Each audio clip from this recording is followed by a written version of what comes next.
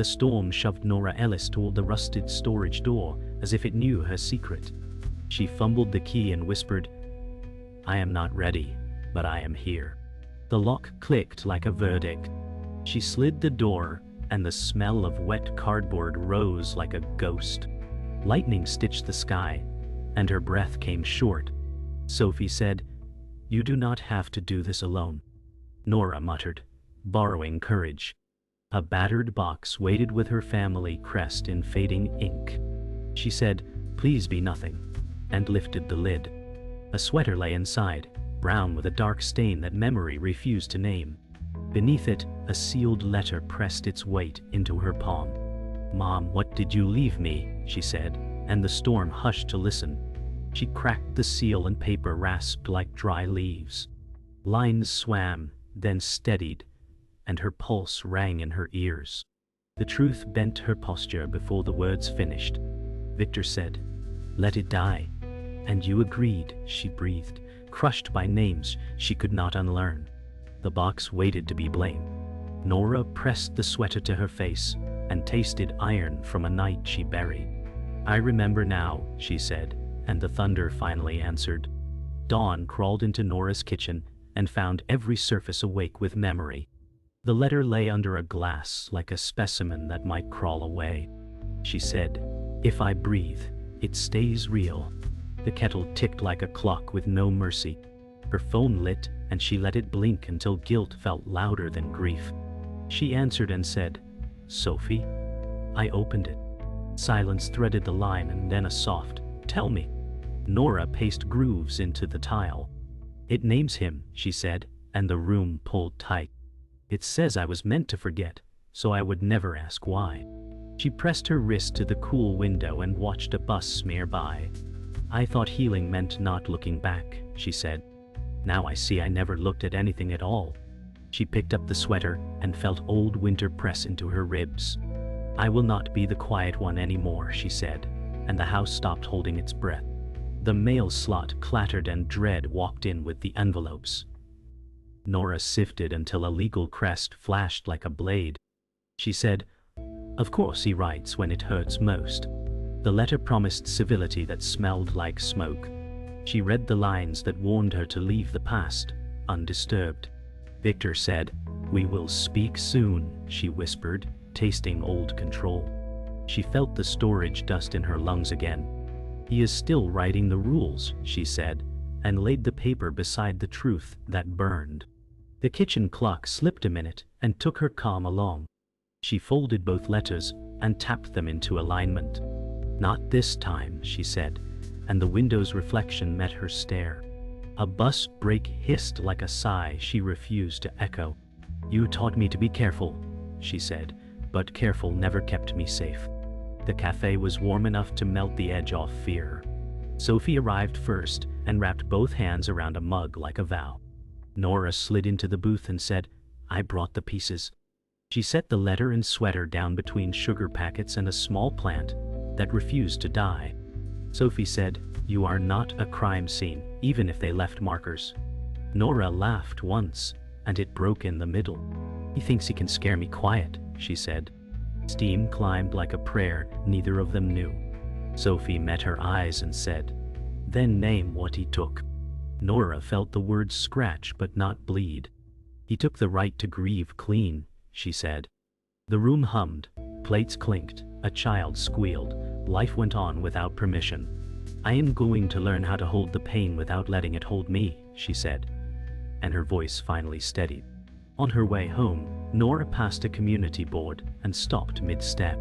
A flyer for a grief group carried a name she knew from a decade ago. She said, "Lila Morgan," and memory opened a small unlit room. A younger version of herself had once walked out before the first session ended. "Anta Wojo is a research story." "I was so sure I did not need help," she said. The wind flipped the corner of the flyer like a wave inviting her in. She traced the meeting time and felt the clock inside her agree. "If I face him, I need more than anger," she said. A bus door hissed and people spilled out with grocery bags and rain on their sleeves. "I can try again," she said, and the streetlights lifted one by one. She folded the tab with the number and tucked it into her jacket.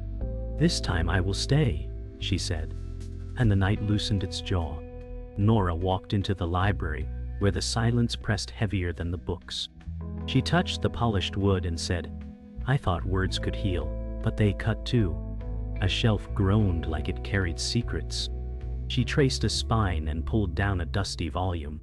Sophie said, "Read it aloud. Let your voice remind you it is yours." She opened to a passage marked in faded ink. The handwriting matched her mother's, soft, deliberate, filled with warnings. She whispered, "They wanted silence to grow roots." The clock ticked above her head, and she felt every second like a nail. "Victor believed silence was power," she muttered, fighting to keep her breath steady. A page slipped and showed a torn edge, as if someone ripped out what mattered most. "Even paper bleeds," she said, pressing her palm flat to the wound in the book. Her reflection in the glass door wavered, half ghost and half fighter. She closed the volume and whispered, "I will not be your silence anymore." Victor's letter sat folded on Nora's desk like a blade. She tapped its edge until her fingertips stung. "You still command even when you're not here," she said. The room tightened with his shadow. She remembered him in courtrooms, speaking with a calm that destroyed lives. Victor Hale said, "Control is the only way to keep chaos away." She clenched her jaw. "Chaos was you." She threw the letter into the trash, but the paper flared like it still breathed. She pulled it back out and flattened the crease. "I am not ready to let you go," she whispered, her voice part confession, part curse. The desk lamp buzzed, and she thought it sounded like his chuckle. She lifted her pen and scrawled across the page, "Not anymore." Her handwriting looked foreign, jagged, alive. "You wrote me rules," she said, "but I write endings." The chapel smelled of melted wax and silence. Nora sat across from Father Elias, who leaned forward with patient eyes. "Forgiveness feels like betrayal," she said, and the words cracked her throat. Father Elias said, "Forgiveness is not forgetting. It is choosing not to be owned by pain." She stared at the flickering candles, their flames bowing like tired dancers. "I thought I could outlast it," she said, "but I only learned how to bury it deeper." He placed his hand over hers. "You are not meant to carry the coffin alone." Tears pressed against her lids but did not fall. "Victor's shadow stretches long," she whispered.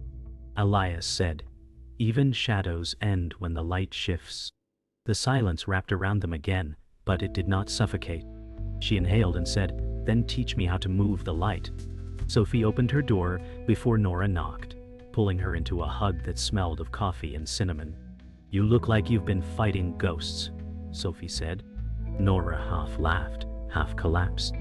"Maybe I have," she whispered. They sat on the couch where blankets lay piled like shields. "He still writes my choices," Nora said, holding the letter like it burned. Sophie took it, tore it in half and said, "Then stop reading his script." Nora's breath shook but steadied as the paper fell. "I do not know who I am without his weight," she admitted. Sophie cupped her cheek and said, "You are who you were before he stole your voice." The lamp hummed, the room warm, their silence not empty but alive. "Then help me hear myself again," Nora said, and Sophie nodded. The grief group met in a church basement where chairs circled like confessions waiting. Nora hovered at the edge before sitting. A woman named Lila nodded at her. "We start when we are ready," Lila said softly. Nora breathed and said, "I carry a silence that was never mine." The circle listened without judgment, their eyes steady but kind. "He told me healing meant forgetting," she continued, "but forgetting cut me deeper." A man across the circle said, "Then speak, and let the wound air out." Nora's chest loosened for the first time in years. "I thought I was weak for still bleeding," she whispered. Lila smiled gently.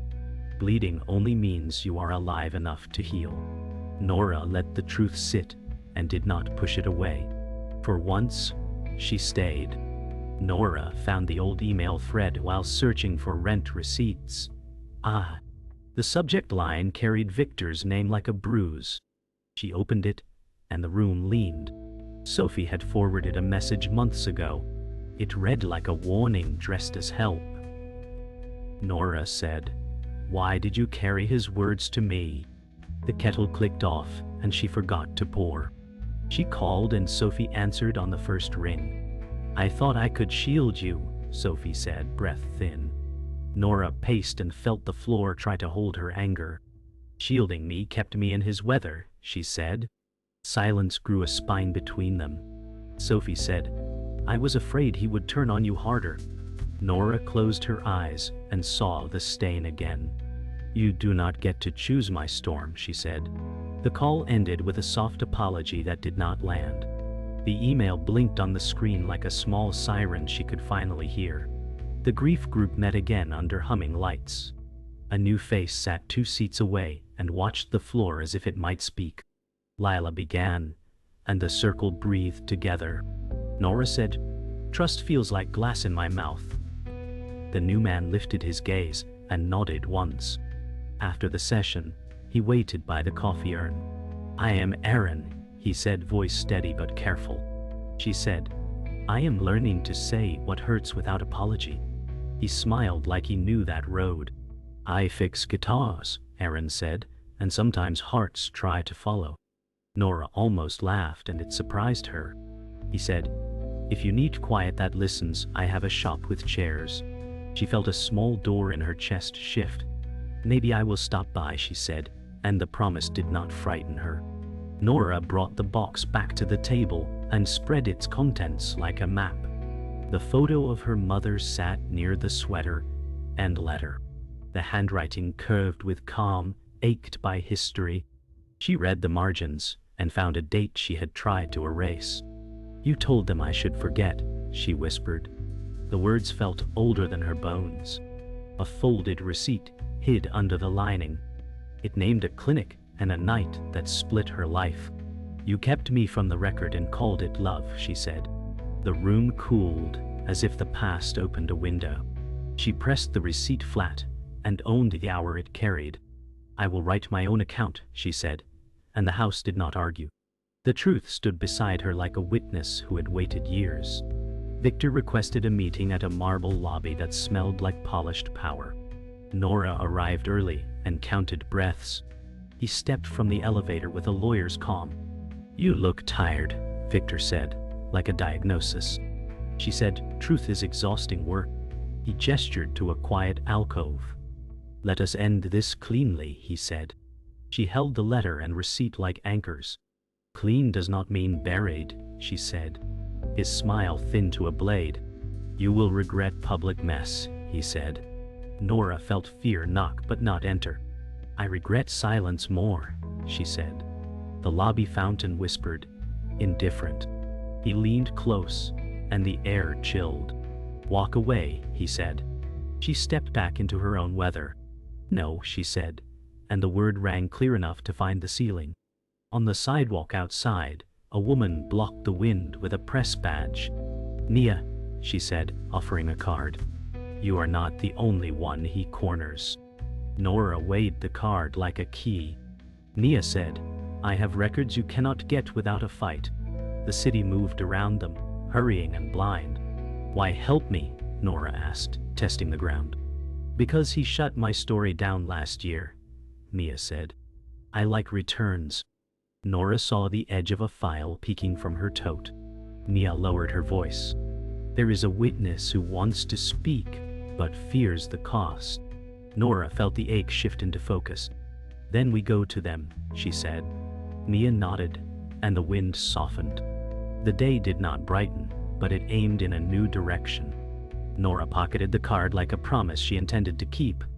Nora returned to her childhood home where the wallpaper still carried faint patterns of faded roses. The living room smelled of dust and old wood. She stood in front of the piano her mother once played. "This was where silence began," she whispered. A sheet of music lay open, yellowed by years. She pressed one key, and the sound wavered like an old memory shaking loose. Elaine said, "Do not ask questions, Nora. It is safer," she recalled, her voice breaking. The sound of her own words hollowed the room. She touched the edge of the piano bench and let her hand fall. Safer meant silence, she said. Her reflection in the glass of a framed family photo trembled back at her. She whispered, "You gave me a cage and called it care." Tears blurred the ink on the sheet. She sat, shoulders caving, and played a single chord that rang too long. Nora met Father Elias again, this time at the garden behind the chapel. Autumn leaves lay crisp and brittle on the benches. He said, "You look like someone carrying fire." She nodded. "It burns even in silence." He clasped his hands and sighed. "Pain turns to poison if not released," she said, "but releasing means naming, and naming will break what is left of him."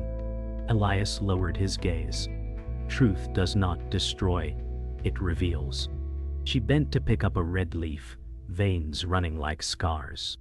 "Victor will never confess," she said. Elias replied, "But you can stop confessing for him." The garden wind lifted and scattered leaves across their feet. She whispered, "Then I must learn how to speak without fear." Elias smiled softly. "Then you are closer than you think." Nora found Aaron's shop tucked between a cafe and a laundromat. The smell of wood shavings and varnish wrapped her like a cloak. He looked up from a guitar neck and said, "You came." She smiled faintly. "I needed quiet that listens." He gestured to a chair by the counter. "Here. Everything broken has a chance." She picked up a guitar with strings slightly out of tune. "I do not know how to play," she said. Aaron leaned on the counter. "Neither did I at first, but sound teaches." She strummed, and the imperfect note filled the shop. "It sounds like me," she said, half laugh, half sigh. He nodded. "Broken strings still sing." The shop clock ticked steady, not oppressive. For the first time, she felt a room that asked nothing but truth. Victor stood in the boardroom with the city skyline behind him, his shadow longer than his words. Nora entered and carried no folder, only the receipt and letter. "You came alone," Victor said. She said, "I do not need your stage anymore." He smirked. "Then you'll fail without an audience." She placed the receipt on the table. "This is not a performance, it is proof." His smile cracked, but his voice stayed even. "Do you think they will believe you?" She replied, "I do not need belief to be true." He stepped forward, lowering his tone. "Truth ruins more than silence ever will." She stared at him, her fear folding into resolve. "Then ruin is the price I accept." The glass behind him reflected his face in fractured light. For once, he looked smaller. After the meeting, Mia waited by the revolving doors, file in hand. "He cracked," she said, eyes sharp. Nora nodded, cracks let light through. Mia handed her a folder. "This is testimony from someone who lived in his shadow too." Nora opened it and felt her hands tremble. "He cannot erase them all," Mia whispered. The streetlights glared on the wet pavement as cars passed. Nora closed the folder and said, "Then the truth will not walk alone." Mia's lips curved into a half smile. "Then maybe we both get our voices back." The city noise roared, but Nora heard her own breath steady for once. She looked at Mia and said, "This time, I will not hide." Nora spread Mia's file across the rug and the past stared back like glass. Phone logs braided names she loved with a name she feared. "Annie?" She traced a column and said, "You called him." The room tilted, but did not fall. A receipt showed a foundation paying the clinic on the night that cut her life in two. "You turned mercy into paperwork," she whispered, to a mother she still missed. She called Mia and said, "Is this solid?" Mia answered, "2 sources certified copies, chain intact. Babe." Nora pressed the paper flat until her fingers went numb. "Then the silence was built, not born," she said. Memory rose, gentle and cruel, of hands smoothing her hair while truth was folded away. "I loved you for protecting me," she breathed, "and it erased me." The words did not shatter her. They settled like honest stones. She gathered the pages and said, "I buried the lie, not me." The radiator clicked, steady like a vow finally spoken. Sophie opened the door before the knock landed, eyes bright with fear and love. "I need to speak first," she said, and her voice shook like a bridge. Nora stood still and let the room hold the heat. Sophie said, "He cornered me after court and named my weak places." She swallowed and stared at her own hands. "He threatened my job and my brother's care," she said. Nora felt anger flare, then bend toward sorrow. "You carried me and cut me," she said, and the truth did not break the floor. Sophie nodded, tears skipping her lashes. "I thought I was buying you time," she said. "I only bought his reach." Nora breathed and tasted metal and rain. "You should have trusted me to stand," she said. Sophie stepped closer but stopped at the table's edge. "I am here now if you want me here," she said. Nora looked at the sweater and the letter and said, "Then be here without secrets." Father Elias received her in the rectory, where the air held old paper and wax. He looked older under the lamp's thin halo. "I failed you once," he said, voice thin with memory. Nora waited, letting silence do the hard part. "Elaine asked me years ago what would keep you whole," he said. I told her to wait, to keep it quiet, to pray. The word quiet scraped the room. "I wanted to protect a child," he said, "and I protected a wound." Nora felt the urge to absolve and let it pass. "You taught me to forgive," she said, "but I will not excuse." Elias nodded, grief folding his shoulders inward. "I ask to stand with you now," he said. "Not above, not ahead."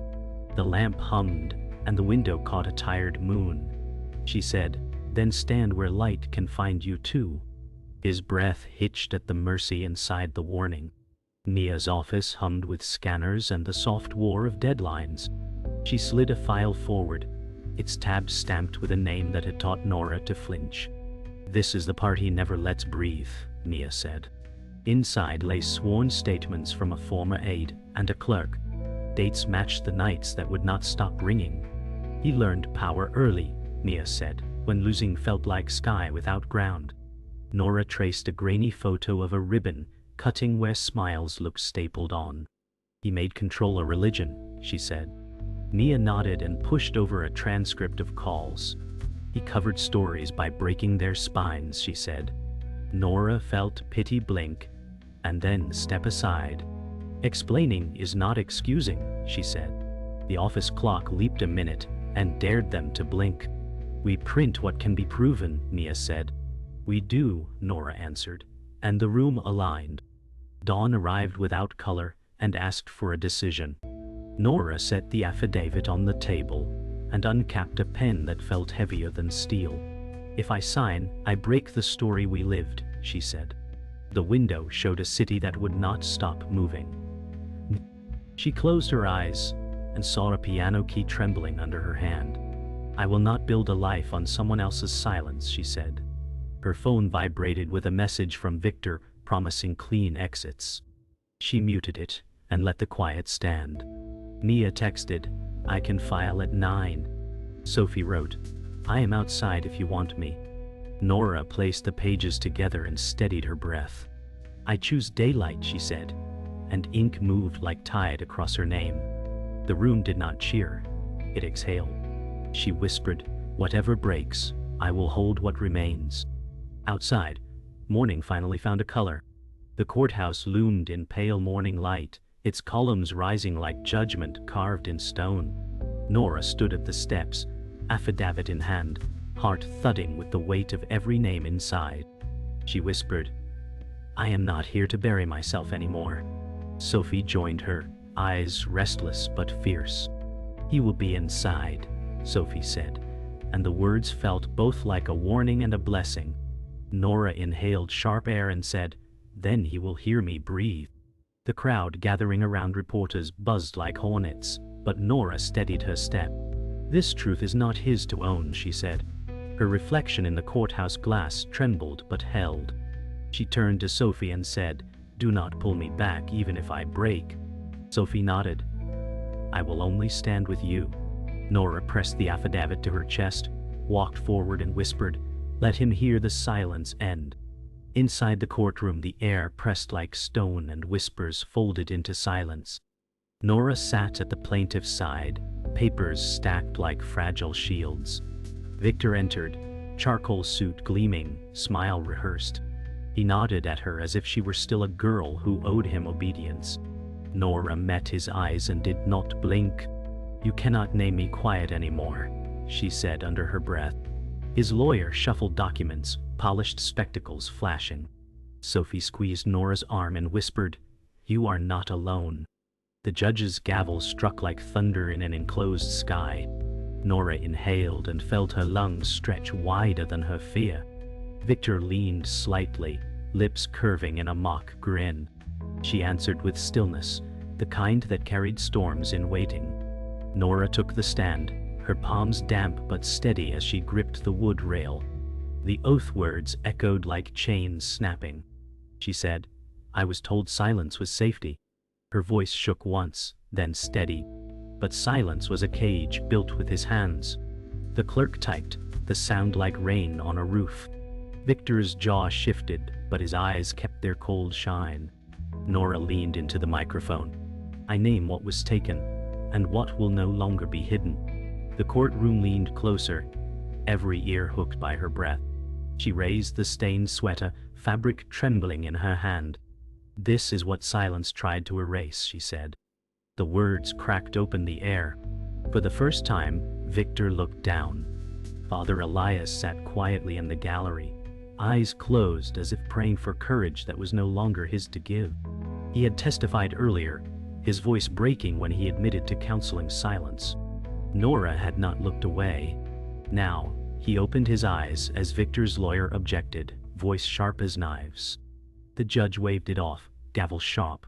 Elias whispered to himself, "Light, let her carry it further than I did." Nora caught his gaze for a breath. He raised two fingers slightly, blessing or apology, and let them fall. The air in the courtroom felt charged, as if confession itself had rewired the walls. The day stretched into dusk, verdict still distant, but Nora walked out into the courthouse steps with a crowd waiting. Cameras flared, voices crashed like surf, but she raised her hand, not to silence them but to steady herself. "I spoke because silence was never mine," she said, her voice carrying over the chaos. Victor lingered behind, shadows clinging like smoke. Nora stepped forward. "He built walls with fear," she said, "but fear no longer builds me." Reporters shouted, questions flying, but she lifted the affidavit in one hand. Sophie joined her side, steady as breath. Nia appeared, recorder ready, eyes lit with fire. Nora whispered, "Let them all hear it now." The crowd swelled, hungry for truth, and she did not flinch. The air smelled of rain and new steel. She stood taller than the stone behind her. The city woke slow, and Nora read Mia's article until the words steadied. She traced a sentence like a stitch and whispered, "It is finally outside me." Sophie knocked and entered with coffee. "You did it," Sophie said, setting the cup down gently.